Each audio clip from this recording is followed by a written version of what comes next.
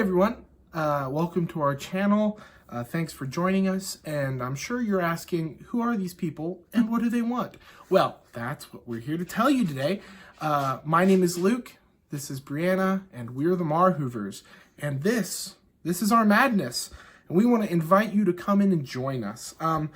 As some of you are watching probably know, we just got licensed for foster to adopt. Yay! Woo! And we're so excited. It was a headache to get through all of it, but we're excited to be where we are. And we just wanted to document this part of our lives and help us remember and let you guys follow us along on our journey. So, what do you think? So let's start from the beginning. Okay, that's a good place. So, well, you know, as a little girl, if you're a girl, you always, you know, kind of think about being a mom when you grow up, or, you know, most girls do, or you like dream about being a mom one day. And for me, I always knew that I wanted to adopt. That's just always something I said I wanted to do. And maybe as a kid, not even knowing fully what I was, you know, getting myself into. But that's something that we kind of talked about when we got together. And Luke hadn't really thought about it a whole lot, but once we got together, he was like, yeah, sure, great. So, right. A little bit into our marriage, you know, we started talking about it more, and then God laid on our hearts to do foster to adopt.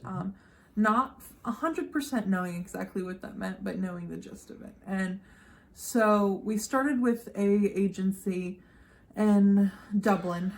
It was It was a roller coaster. We didn't end up finishing with them. We Yeah. went a couple times, and we, due to legal reasons and whatnot, we couldn't finish with them. I didn't really. Their rules were really, really strict, which that's kind of with any agency and with any state, but they were like strict to an extent that I just didn't care for. Right. Yeah. Personally. And then just the drive, we were traveling a lot back and forth, and it just didn't work out for various reasons. Yeah. And so we took a break for a little while, and, you know, we bought our house. Things happen, life happens. House. We've got house. Just a small corner. We've been here for what you see is what you get. This about house. 2 years, almost. And last winter, so this year, 2019, but last winter, you know, February or so, we started training again with a different agency, and we did 4 8-hour trainings to just kind of bust it out, because we knew what it kind of entails to start training, and we just wanted to get it done. So it was a lot. It was long Saturdays, but we got it done. And then we put in our application, you know, whatever. And that kind of began the process. The whole process took about 7 months, which is That's pretty fast, actually. I mean, for most of the time, it takes longer than that. Mm-hmm. But because we did everything, we did like 8-hour Saturdays on top of like working all week, and then we just went and got it all done as fast as we could. That's why we were able to finish so fast. Yeah. And that's a good thing. I mean, yeah. It could have been longer. The quickest you can finish is about 6 months, and we finished in 7. So yeah, which is our crazy. Friends finished in about 6 months. And they were like hard rushing it, like they were pushing. It was crazy. Kudos to them. Ooh, because we were trying real hard. But yeah, so I mean, that's pretty quick, but it still felt like forever. I mean, we had to redo our back deck to meet standards. We had to remodel our nursery, which he laid the carpet himself. He did a good job. I did painting and whatnot, and, you know, family helped, and, you know, we got it done. But we had to do like fire inspections and, you know, home inspections, and we had to do anything you can think of, really. Tons of paperwork that I had nightmares about, I'm pretty sure. They know way more about us than I do. We found out things about ourselves that We never knew. I don't think we even knew. I mean, I wasn't a depressed child, but going back and looking at my childhood, it made me kind of sad because I spent a lot of time by myself. But we, in that paperwork, we even had to fill out like 17 pages worth of extended response questions. And each question had like 5 questions in it. So you had a whole notebook page that was an answer to one question. So that took even longer, I think, than remodeling the entire nursery did. I mean, it was it crazy. took us like a week worth of evenings to finish that stuff. Yeah, like, longer than or that. more. Longer than that. Or It took more. a couple weeks. Just because, life happens, you're busy. Yeah. So we did get all of that done. We did get officially licensed in October. Woo! So we're just waiting now. We were going to film this video back when we got licensed, but stuff happened. Life got busy. I mean, it was Yeah. a lot of stuff happening. Which is funny because part of this video was going to be us talking about how respite care is an option, and we can get into that in a second. And we weren't really interested in doing respite care just because we weren't really, that's not something we had ever thought about. It wasn't something we were totally interested in. And then we got a call. Let me tell you about our little friend. I can't say his name, obviously. Actually, we're going to go ahead and cut to the clip that we recorded when we got the call. So we're just going to snip to that right here. Hey, everyone. So we just got a call for our first, the first child that's going to come into our house. It's not a permanent placement. It's not even a placement. It's still respite. And we'll go over some of that here in just a little bit. But what that means is that they're going to come and be at our house for the weekend. And they're just going to be with us for the weekend. And we're going to be taking care of them while their other foster parents are away or something. So, I mean, how does that make you feel? Nervous. I'm nervous. She's been nervous laughing for the last 10 minutes because of this. Yeah. So it's definitely going to be really interesting, and I'm really excited. We'll keep you guys up to date. Okay.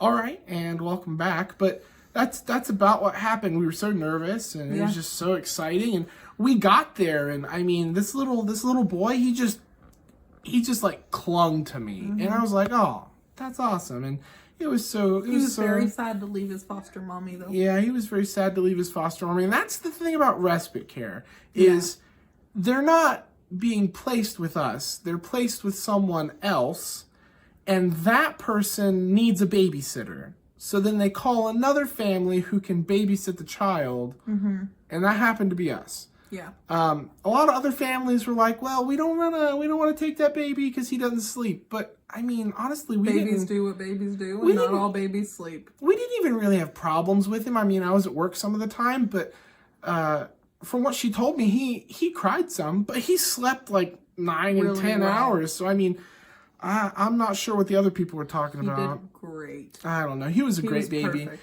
We got bonded to him so quick. I was sad to send him back, but I was okay. So happy to see his foster mom, though. I was okay with it because I knew that he was going back to someone who's going to take care of him. But which might not always be the case. And yeah, that's something I wanted to talk about. It was hard for us to give him back to her, knowing that she would take good care of him.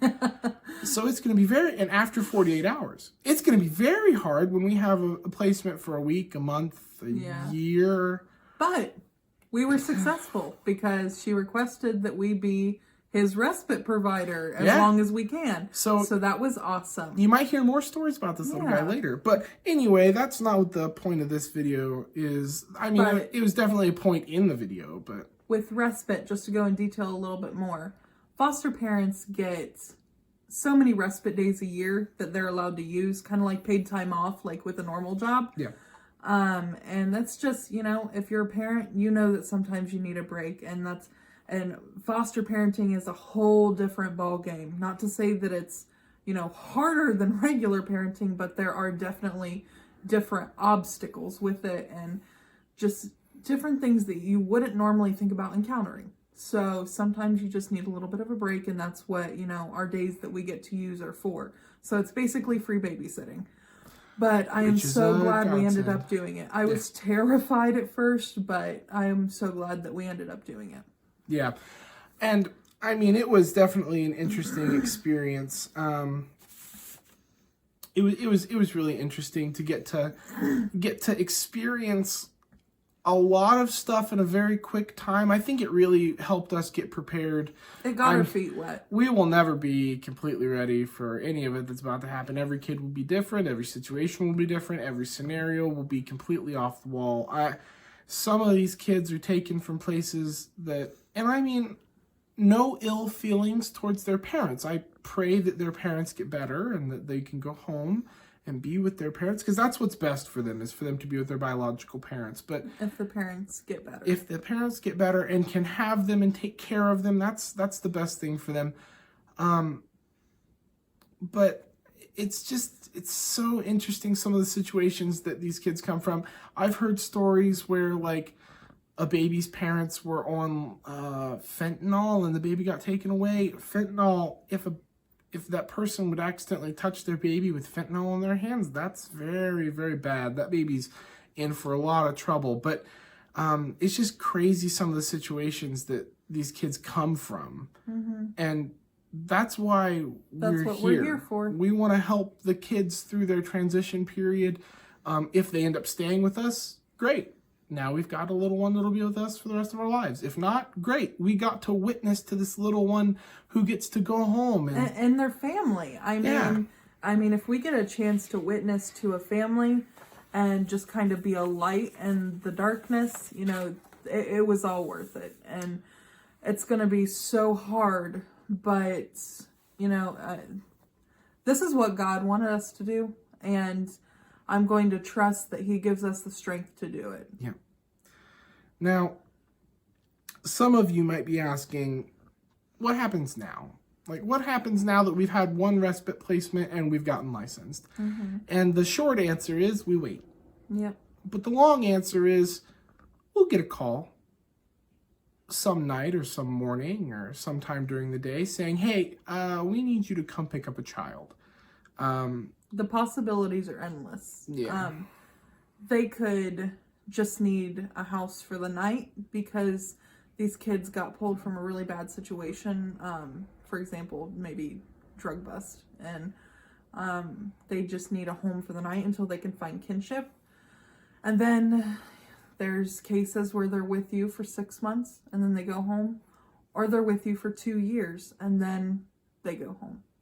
Or you get to adopt them. Yeah. And, whatever happens. And like I said, I'm just going to trust that God brings the children to us that need us. Yeah. So that's what we're praying for. And we ask you to pray for us as well. Mm-hmm. If you're a praying person. If not, keep us in your thoughts. That'd be great. Mm-hmm. And we just want to thank all of you. All of you who have been with us through the whole process, family, friends. Mm-hmm. It's because of you that we were able to get through this and make it through the whole process, because, oh my goodness, it was stressful. It was. There were several times it was like, why? And it's just beginning. Why are we going through all this? This journey's just starting. And this is a new chapter in our lives, and that's why we're doing this. We want you to be able to be involved in this chapter in our lives. And if you have any questions, you're welcome to reach out to us. If you want to not necessarily be a foster parent, but even if you want to figure out ways or find out ways to support foster parents, there's always information for that. Absolutely. And you can, as long as there isn't a child in our video, you can comment on our videos. But if there are any children in our videos, I will be turning comments off. Well, and YouTube might do that themselves. Right. I'll just go ahead and do it anyway, because YouTube's going to anyway. And it's for legal reasons. I don't want someone saying something about a child on any of our videos. But if our comments are open, you're welcome to leave a comment. If not, you're welcome to direct message us. We're more than happy to talk to you about any kind of foster care stuff that you want to know about. If we don't know the answer, we will find out. or we will find someone who knows the answer, who can help you. And that's definitely that's something we can do. I think that's about it, right? Yep. If you guys would like to, you can subscribe to our channel. If you liked this video, you're more than welcome to hit the thumbs up. If you want updates, and as far as like, if you want notifications when we post new videos, you can ring the bell.